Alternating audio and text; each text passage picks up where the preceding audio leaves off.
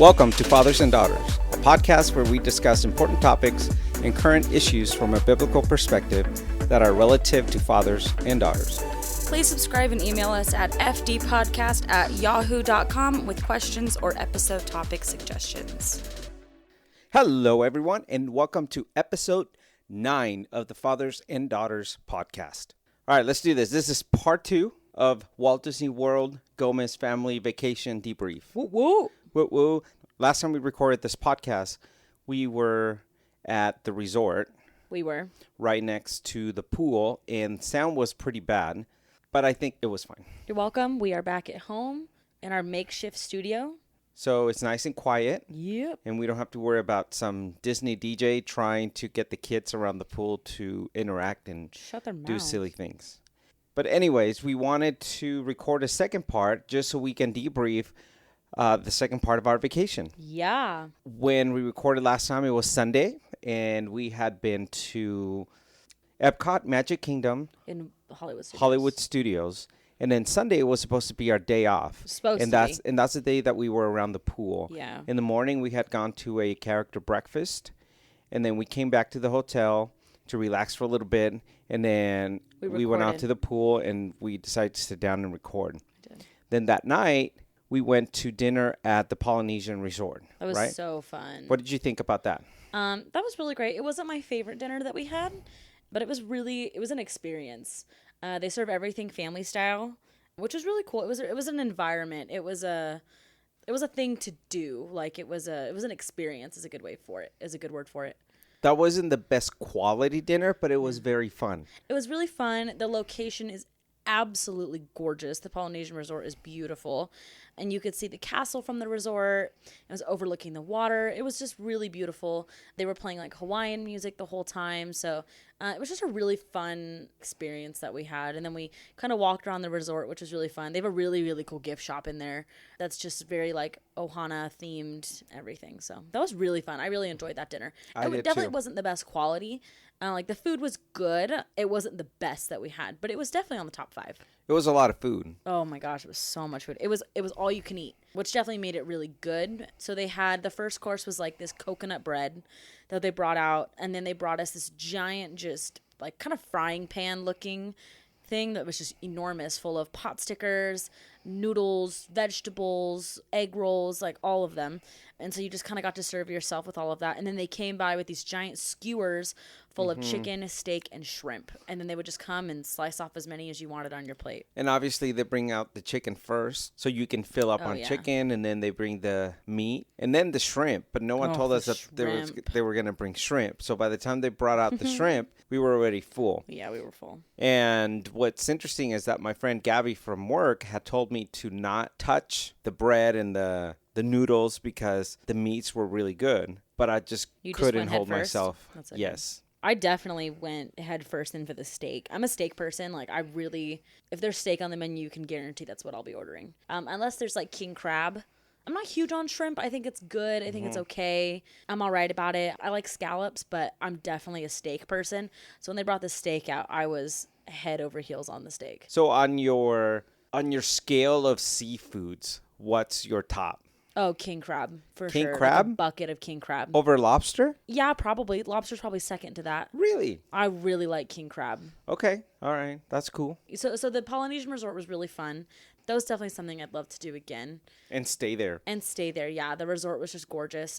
We talked on the last podcast about our dining plan that we had, which was so cool. And so when we had our sit-down dinners, it also came with alcohol, like one alcoholic beverage. Mm-hmm. So that was really fun, just getting to try the different specialty drinks at every resort that we had. Like breakfast came with mimosas. Dinner came with, like we had some kind of Hawaiian-themed something. Cocktail that came with it. So that was really fun, too. I really enjoyed that.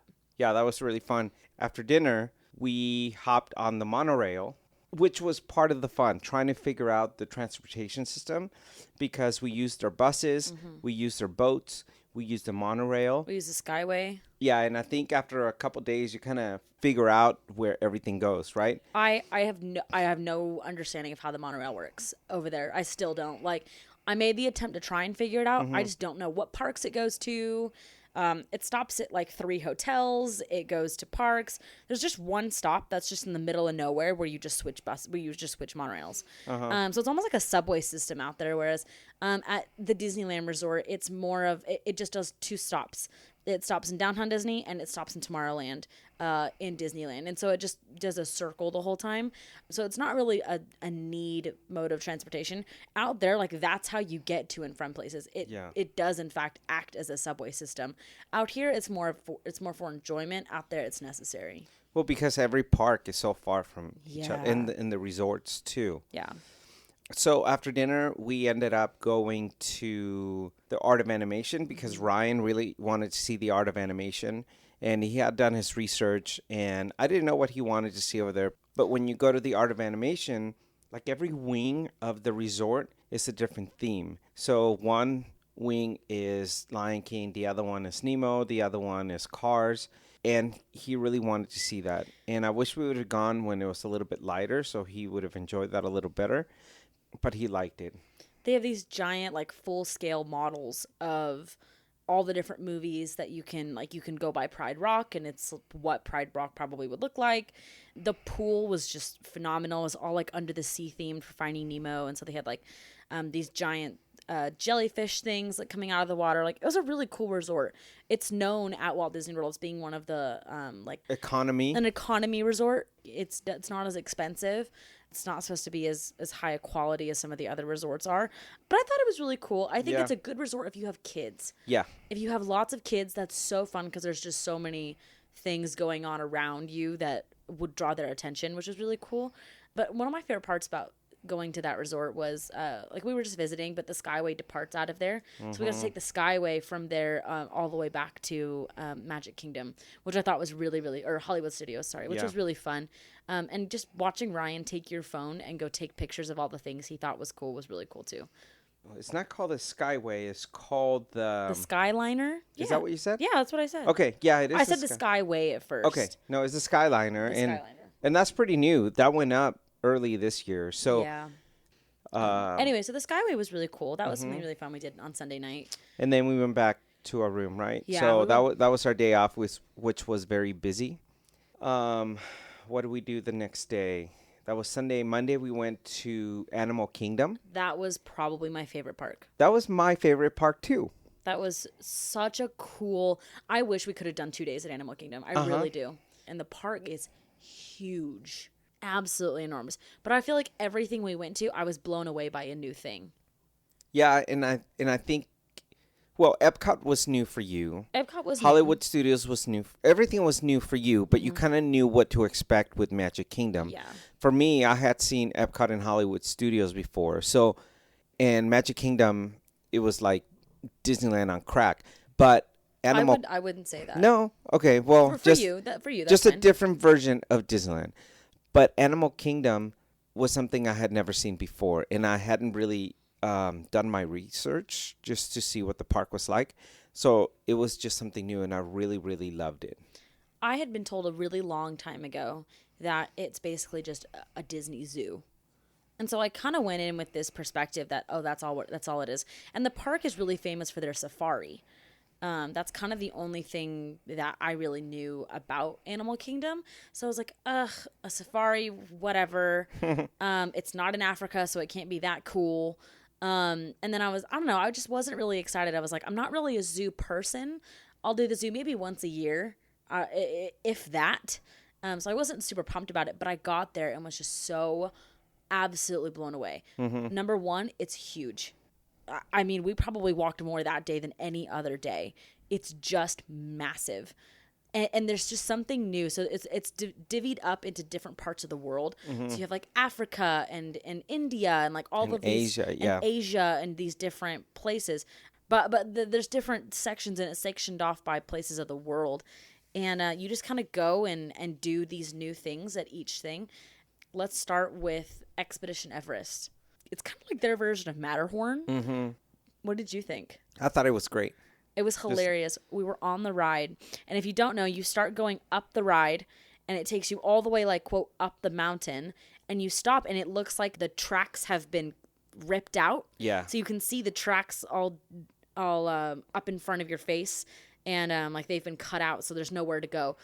And I'm sitting next to my mom on this ride, and she looks over at me and she goes, well, where are we going to go now? And I was like, well, there's not really anywhere else to go. And then we start going backwards, and I hear her scream at the top of her lungs. So the ride goes backwards and then forwards again, and that was super fun. That was really cool. We also went to the World of Pandora. Pandora is amazing. I mean, it was great during the day, but then you go back at night and everything is so different. It's just cool. Like, it looks like what the movie portrays. Mm-hmm. And it just feels like you're in the world of Avatar. Sorry, I should have specified. The World of Pandora is based off the movie Avatar that Disney made in like 2013 or something like that. Or 2007, I think it was that long ago. Yeah, I don't remember how long ago it was. And they have 2 rides. They have a riverboat passage that kind of, it's just a bunch of glow-in-the-dark plants with music playing, and you just kind of take this boat ride. It's kind of like a Small World. Just kind of take it through the world of Avatar. But there's so much to see that yeah, we did it twice, and I feel like it took 2 rides to see all of it. All of it, yeah. And then we did Flight of Passage, which is their newest ride, which is basically the animals in the movie are called banshees. You get the experience of riding on one of these animals or one of these creatures and flying through the world of Avatar. Mm-hmm. That's the best ride Disney has ever done. Yeah, it was really cool. You get on the ride, and it's almost like you straddle a bike type feeling thing, and you have to lean forward, and there's a cushion that comes down on your back, so it kind of pushes you, so you're hunching over the bike type thing. And then there are these 2 pads that go inside of your inner thigh that move throughout the ride as you turn, as you land, and it's almost as if the creature's breathing. You can feel it within in your thighs and on your feet, on the balls of your feet too. And the ride moves and tilts as if you're actually riding the creature. Yeah, and you described it well when we were over there. You said that that's one of the few rides that takes you away from reality into a new world and a new reality, because you really do escape this world for, I don't know, 3 minutes or however long the ride is, because the smells and the feelings and just, the breeze on your face, you're there. Yeah. The whole line, like the queue for the ride, is them trying to prep you for it. So you have to go through like a staging process where they scan you and they tell you that you're being tested to be inside of, or to take on the role of this avatar so that you can fly through. And they do the whole thing, and it's just one of those rides that allow you to escape reality. Yeah. And it's cool because I remember walking off that ride and having to like mentally adjust, being like, oh wow, I'm not there. And that was just really cool. That sounds so stupid and ridiculous, but if you go on the ride, that's what you feel. You're like, I actually felt like I was there for a few minutes. And that was just really, really cool. So really if you go to Animal Kingdom, you cannot miss that ride. You cannot miss that ride. That night, we went to dinner at Tiffin's. Oh, yeah. Oh, wait, before we get to Tiffin's. What? The Lion King show. The Lion King show was really cool. That was definitely something I'd love to go do again. It's called Theater in the Round, where the stage is in the middle of the audience, and the audience is a 360 surrounding you. And they put on this full production where they sang live and interacted with the audience, and it was just the coolest. I mean, being a theater kid, I got in there and was just so blown away. And Lion King fans. Of just seeing the quality of the production that they put on was spectacular. It was an acrobatic show. It was a vocal show. That was my favorite show that we saw there. So that was cool. And then we went to dinner at Tiffin's. Was that the best dinner you've ever had? That was, I don't know if ever had, but that was definitely up there. That was so delicious. That was the best dinner we had when we were on vacation. And I know we mentioned this during the last podcast about Disney having a resort for adults only. I think restaurants like these need to have a section for adults only. Agreed. Or at least 16 and up. No, I would even be okay with 10 and up. Like, that dinner costs a lot of money. And if we're going to be paying that much money for that meal, I like to do it in an environment that's enjoyable to me. And having a screaming infant next to me is not creating that environment. Yeah. On a scale of 1 to 10, where do you rate Tiffin's as far as an experience? As far as an experience or as far as food? Okay, food. Oh, food was easily a 9 out of 10. Okay. What could have made it a 10? I would have loved if it was lobster instead of scallops. I had the surf and turf. Oh, yeah. So the scallops were super good. Don't get me wrong, they were absolutely phenomenal. I would have just loved if that surf and turf was lobster. I feel like when you say surf and turf, I expect steak and lobster. Yeah. You know what I mean? That was the only thing that I was like, that could have been better. But the sauces that they made, the way that vegetables were cooked, the way they cooked my steak was just spectacular. Ryan had the steak too. My mom had the surf and turf too. What did you have? I had the short ribs. Ribs. It's short ribs with some Thai sauce or something like that. But they just fell off the bone, and it was delicious. The only thing that could have made it a 10 for me was a little bigger portions. Yeah. But it's not like we walked out of there hungry. We were full. I don't feel like mine needed to be bigger. Mine was pretty large. It wasn't huge, but I walked out of there feeling totally full. Yeah, I did too. Yeah, that was good. I think after the appetizer and the entree and the dessert, it was fine. Eating at Tiffin's is kind of like eating at Carthay. If you're a Disneyland person, it's kind of that same quality of service and food. It's very high end. It's very high class. If you go there, you're going to pay over $30 for an entree. Yeah. That's just kind of the level of class if you're looking at what it's like. Because they brought the appetizer. We ordered the octopus. Mm-hmm. And it was only like 3 little pieces. I'm like, what the heck, you know? But yeah, but it was delicious. Yeah. So Tiffin's was really cool. So we talked about the rain a little bit in our last podcast with Hollywood Studios, but we came to Animal Kingdom prepared. It showed rain on the forecast. So we learned our lesson with Hollywood Studios. So we said, let's be strategic for how we do Animal Kingdom. So we all brought a pair of sandals. And our ponchos. And we were just ready. And it was probably for an hour, maybe an hour and a half. Mm-hmm. It just poured like buckets. I don't think I've ever seen it rain that hard. To where it flooded 2 inches in easily 5 minutes. Yeah. And so we were inside meeting Mickey and Minnie. And it was bright and sunny. And we walked out and it was just pouring rain. And it was just the drop of a hat. Instant. Instant, just downpoured. And so we were still inside meeting Mickey and Minnie. We took our exercise shoes, put them in our backpack. We all busted out our sandals, threw them on, and we just went for it. And we got our sandals soaking wet. I mean, we're just walking in puddles at this point, 3 inches deep in water. And it's cool because it's like the whole park just shuts down. And you mentioned that. It's almost like it goes on lockdown. Like the whole park goes on lockdown. And I didn't really realize it when we were in Hollywood Studios because we got there and it was raining. And we got there so early. So yeah. We got to Hollywood Studios around 7 o'clock, right? Because it was magic hours. So the park already felt a little empty and not a lot of things were not open yet. So we didn't feel like the park shut down. Yeah. With Animal Kingdom, you did mention that you were very impressed with the way they handled that. It just shut down for, 45 minutes and then they opened back up. Working in the customer service industry, turnaround service is huge. You always want to make sure if something goes down, how fast can you get it back up? And we've kind of learned that with Disneyland too. Like Disneyland's pretty good about doing stuff like that. How fast can you clean tables? How fast can that table be ready for the next person? Mm-hmm. Because that's how you keep business moving. That's how you keep people happy is how fast can your turnaround service be. And so when the park started raining, the whole place just went on lockdown. At least that's what it felt like. Like people... Yeah. Like they didn't close the shops, but no. Obviously there are some rides that cannot operate with it raining like that. Because like you said, it wasn't just a little bit of rain. It was like buckets. Pouring rain. And the kiosk and the vendors that are on the streets, they just cleaned up and locked up. And then as soon as it stopped raining, they were out within 5 minutes. We had to work a lot with their guest experience team, is what they call themselves, which are these blue umbrellas that help for any kind of questions you have, park maps. They help give times for the disabled groups. Anything like that. They just have these random blue stands all over the park. Mm-hmm. And there's probably one in every, quote, like land that they have.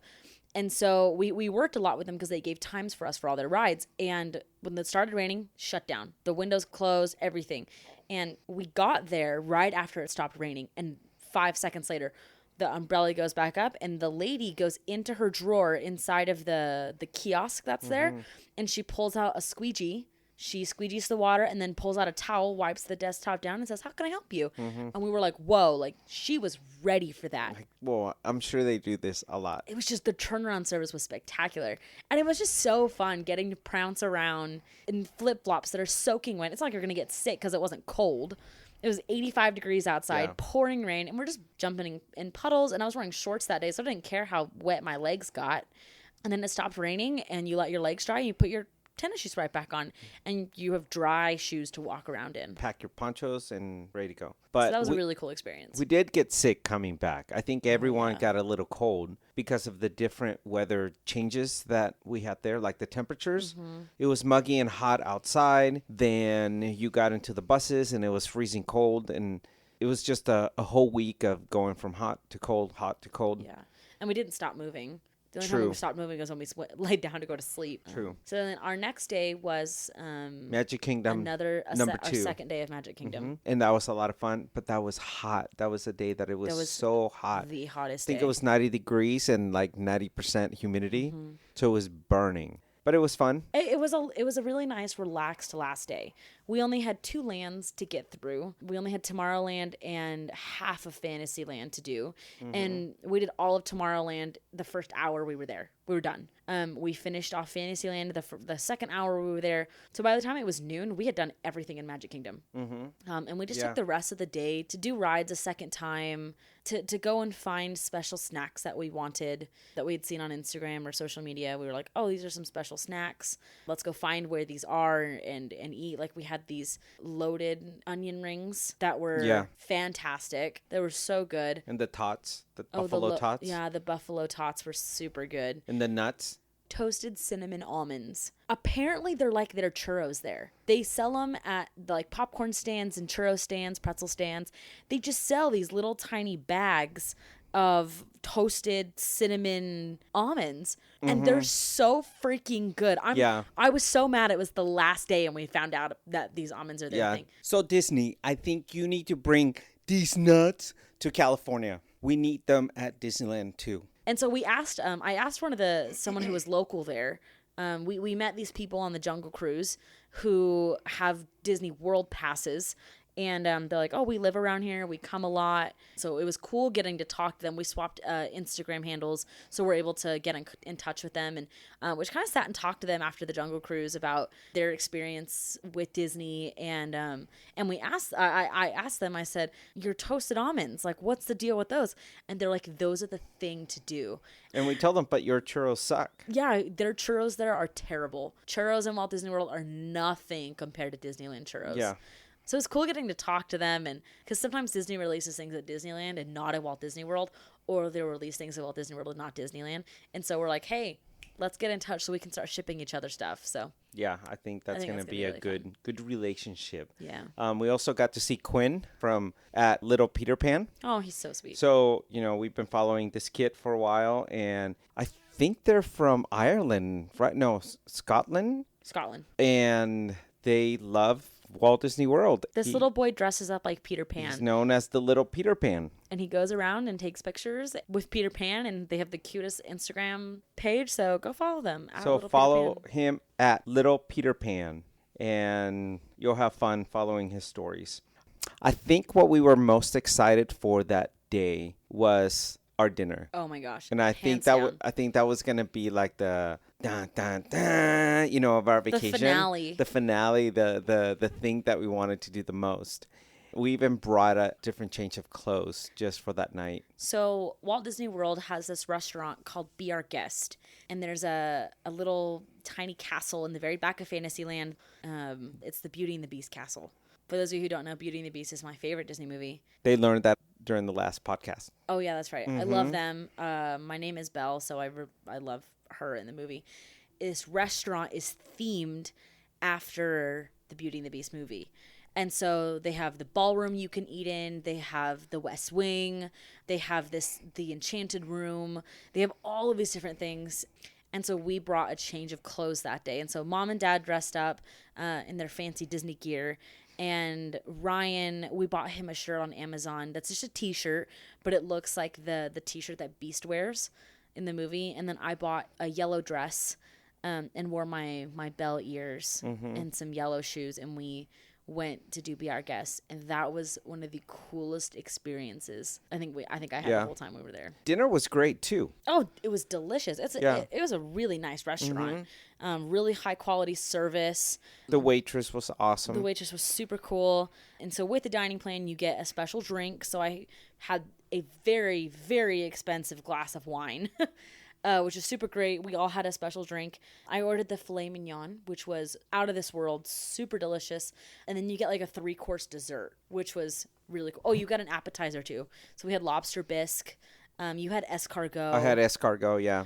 And then we each had an entree. And then you get like a 3-course dessert that has like a dark chocolate, a candy type something, and then chips cup with the gray stuff. It was a chip shaped white chocolate that was edible, and then it had gray stuff inside, which was just like and it was delicious. It was delicious. It was just like a cream that they had, like a whipped cream, and then you got a macaron, which was really cool. Yeah, so that was the culmination of our vacation, and it ended up awesome. Like it was really fun getting to be there and getting to see.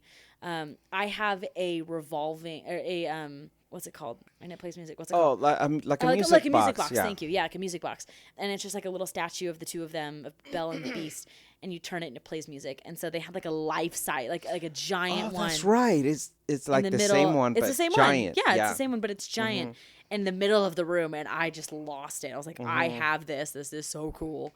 So that was just really fun. Yeah, and at the end you get to meet the Beast right before you go out. And so that was the last day of our vacation at the different parks. The next day, we went to the airport, and the Disney transportation is great because if you're staying on property, they just take you back to the airport. And we had a safe flight home. We got home very tired, and I'm having withdrawals because I want to go back. Are you? Yes, I want to go back. It's just magic. But I would like to do this. I was telling Mom this the other day, that I would like to go back. I would be okay with not going to Epcot and Hollywood Studios. Okay. And doing one day at the Magic Kingdom, again, because you can't go there and not do the Magic Kingdom. And another day at Animal Kingdom. And then taking a Disney cruise. Oh, all right. Okay, but that's just me dreaming. That's right? just you dreaming. All right. But overall, I think we had an awesome trip. All the planning, all the sacrificing, all the anticipation was worth it. I know during every podcast that we do, we bring up scripture, and we just want to put a little Jesus in your step. Yeah. And I don't know how you can put Jesus into, just our Disney vacation, but I think the way we can do that is by thanking Jesus for keeping us safe while we traveled, allowing us to have work, because he provided during this last year and a half that we were playing for this. He provided to the point where, and we said that during our last podcast, that we went there with a full paid vacation. Like, we worked so hard to pay it off, and we didn't have to worry about it, while we were there or now. Yeah. And so I'm just very thankful for God for providing so we could do that stuff. I know I said this, but safety with our flights while we were there, and just allowing us to have this time and allowing us to create these great family memories. I have a couple of things that I wrote down that I just wanted to talk about really, really quick. Okay. And I wrote this down as we were there, things that I was noticing. One of the things that I noticed was that ears are not as big at Walt Disney World as they are at Disneyland. Did you notice that? Oh, 100%, yeah. Like, you go to Disneyland, and I think 75% of females are wearing ears. I'd even go higher than that. And at Walt Disney World, I didn't see that, right? No, not at all. Okay. I would say maybe 1 in 5. If that. Another thing, if you're planning on going to Walt Disney World, make sure you get a few battery packs, because we went through our phones very quickly. Taking pictures. Posting on social media, yeah. Videos and other stuff. So take a few battery packs. I also didn't see a lot of people with Disney gear. Not as much as Disneyland. I would say 50% of people there had Disney gear. And I think with us, we were different because we had an outfit for every day. Like we plan our outfit for the park that we were going to. And a big part of our wardrobe is already Disney-ish. Yeah. But I think that you go to Disneyland and a lot more people like the gear and the ears and it's because there's not a lot that's not Disney at Disney California Adventure and Disneyland. At Disney World, like you go to Epcot and you're not surrounded by Disney all the time. It's very cultural and yeah, they throw little like snippets here and there, but especially places like Epcot, you're like, I'm not constantly surrounded by Disney, especially Animal Kingdom too. Yeah, there's these cool snippets and there's cool pockets of Disney, but I'm not constantly surrounded by Disney the whole time. Do you think it's because there was a lot of tourists? I know there's tourists at Disneyland, but I think a large portion of the people that go to Disneyland are locals, or at least people that live in Southern California that are part of the Disney culture. And I felt like at Walt Disney World, there was a lot of people that just were visiting. You know, I don't think it's because, I mean, I think, yeah, it's partially because there are tourists. I think people who own a pass at Disneyland have created a culture of being in gear. Mm-hmm. Okay, I don't think that's a culture that's been created over there. I think when you come to Disneyland and Disney California Adventure, there's a culture that's already set up to look like the people who go there, who wear gear and look a certain way. When you go to Walt Disney World, that culture hasn't been created there. It's very casual, I guess you could say. Yeah. I can't see myself going to Disneyland and not wearing something Disney. Yeah. That's just how we are. The other thing was, towards the end of our trip, we learned that you can use your snack credits for coffee at Starbucks. Please take note of that. So I wish we would have known that from the beginning. And we did use our credits, but I think that would have been good information to know before we started. I agree. So that's good. Our magic bands, we got the generic magic bands that they send you when you stay at the resort. Mm-hmm. And then we bought decals through Etsy. Yeah. The decals were very durable. I thought the decals were going to fall off maybe during the second day or and it's humid or you get them wet. Yeah, that they would get wet and they would fall off. But they were very durable. And I think they were a lot more fun than buying one of their deluxe magic bands that you can find for $30 or $40. Yeah. So that's a tip.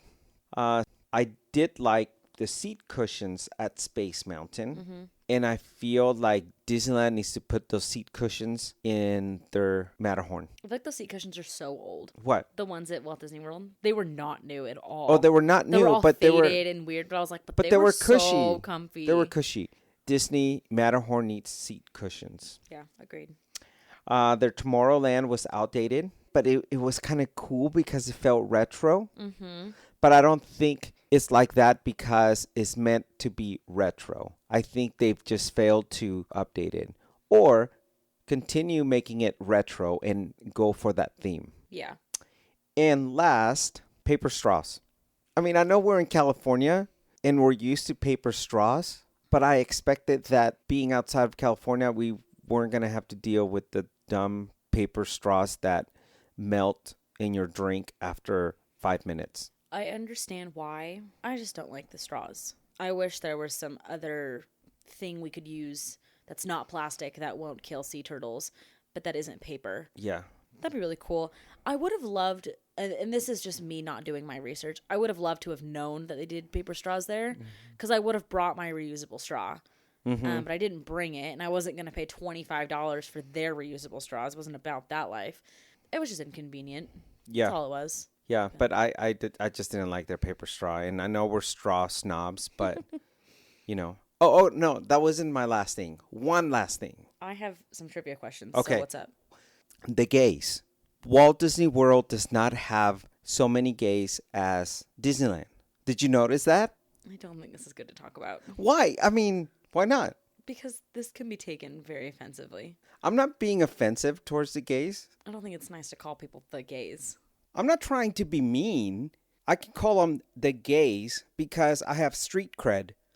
Those of you who really know my story and know our family, you know what I'm talking about. But I'm not trying to be mean. It's just, what do you call them? You're just not coming off well.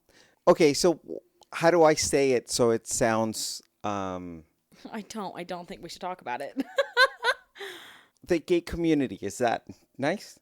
I'm not trying to be mean. I'm just making there's a larger LGBTQ community. There you go. Here at Disneyland and Disney California Adventure. At Walt Disney World, we did not see that large of a community there. Yeah. You think it's just because it's California? Oh, maybe. And I'm not trying to be mean. I love you gays. Don't call people that's not, you can't call people gays. You know what I mean? I didn't see so many over there. Oh, yeah. There's definitely a larger LGBT community in Disneyland, Disney California Adventure. Yeah. So that was an observation. Okay. Yeah. All right. But I'm not trying to be mean. We love you. Okay. Are you ready for some trivia questions? Sure. How did Walt's brother Roy propose to his wife Edna? This is actually really well known. He proposed in a very unique way. Oh, shoot. I know this one, but I don't remember. He proposed by telegram. Really? Mm-hmm. In Peter Pan, Captain Hook cut off which one of Peter Pan's hands? No. Captain Hook didn't cut off... Yes, he did. Peter Pan's hand? Oh, sorry. In Peter Pan, Captain Hook had a hook on which one of his hands. Right. Sorry, that's a better way to say it. You had a 50-50 shot here. It was the left. Very good. I didn't know if you had known that. In Beauty and the Beast, how many eggs does Gaston eat for breakfast? 3 dozen eggs. You want to try again?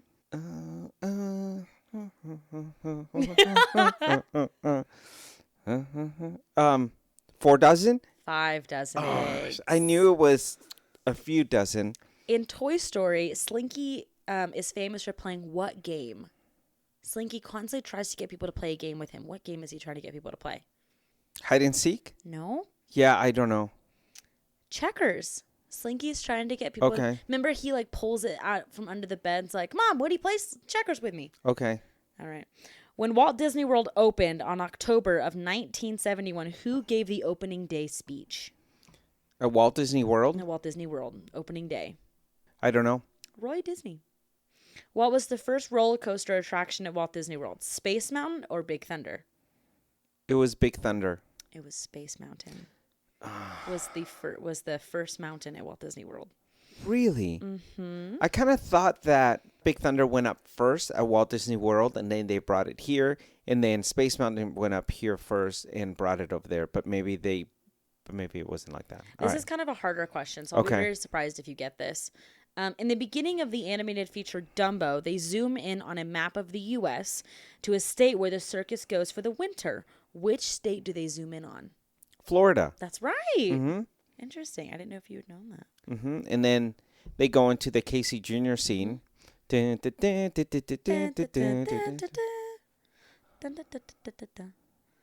right, last question. In Alice in Wonderland, what is the name of Alice's kitten?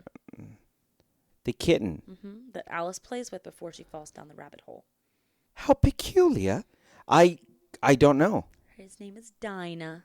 Oh, yeah, I did not know that. That's all the questions I have for you. Ryan would have answered all of those. Oh, all of them correctly. Yeah, we tell people that if you go head-to-head with Ryan about, with Disney trivia, you would lose. Yeah, because he'll win every single time. Yeah. So what do you want our podcast to be about next time? Oh, gosh. I didn't give this any thought. You pick. I think it would be really fun to... We'll get back to the topical podcast. The topical? Yeah, like we choose a topic and that's what we talk about. I see. I don't know. I don't remember what was on that list. Then come up with something. You want to talk about dating? Yes. Oh, your eyes got really big. All right, we'll talk about dating. Let's talk about dating. Dating on our next podcast.